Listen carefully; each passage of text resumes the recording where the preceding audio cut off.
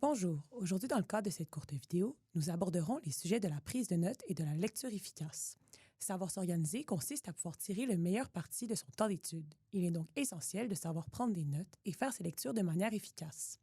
Dans cette vidéo, nous vous donnerons quelques stratégies pour améliorer vos techniques dans ce domaine.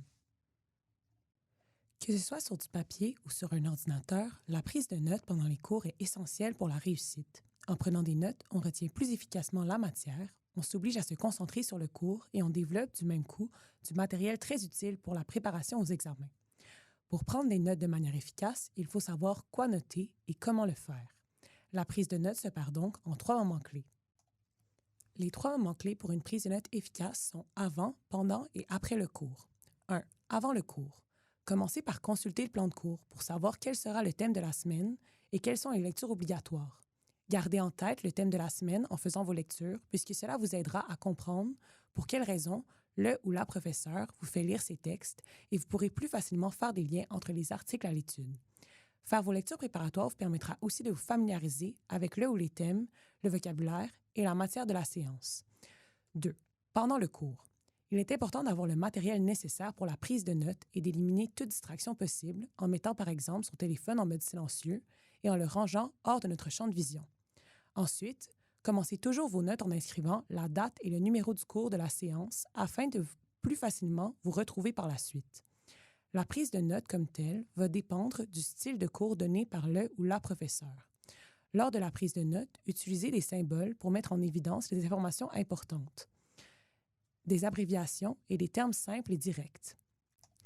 Lecture efficace. Que ce soit pour vos cours ou pour vos travaux de recherche, vous aurez à lire de nombreux textes dans un temps limité. Il faut donc développer des techniques pour lire de la manière la plus efficace possible. Voici les étapes qui devraient régir la lecture d'un texte. Étape 1. Se questionner pour connaître les meilleures conditions de lecture pour soi. Commencez par établir quelles sont les meilleures conditions de lecture pour vous. Quels sont les meilleurs lieux pour lire? Chez moi, à la bibliothèque, dans un café? Et à quel moment de la journée je parviens le mieux à me concentrer pour lire? Ensuite, vous pouvez vous fixer un objectif de nombre de pages à lire en fonction de votre charge de travail à faire, de votre capacité de concentration et de votre niveau de motivation. Restez réaliste. Astuce. Si vous n'êtes pas motivé, forcez-vous à lire au moins une première section d'un article. Une fois la lecture commencée, il est plus facile de se motiver à continuer. Étape 2.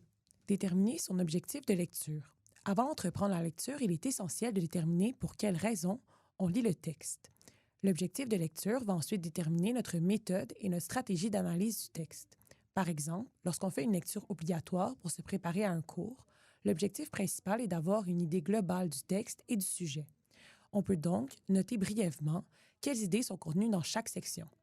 Si on lit un texte pour se préparer à un examen, l'objectif est de bien maîtriser les thèses et arguments de l'auteur. Il faut donc en faire une analyse plus approfondie. Finalement, si on fait une lecture pour préparer la rédaction d'un travail de recherche, l'objectif peut être de chercher de la documentation ou de trouver une information particulière.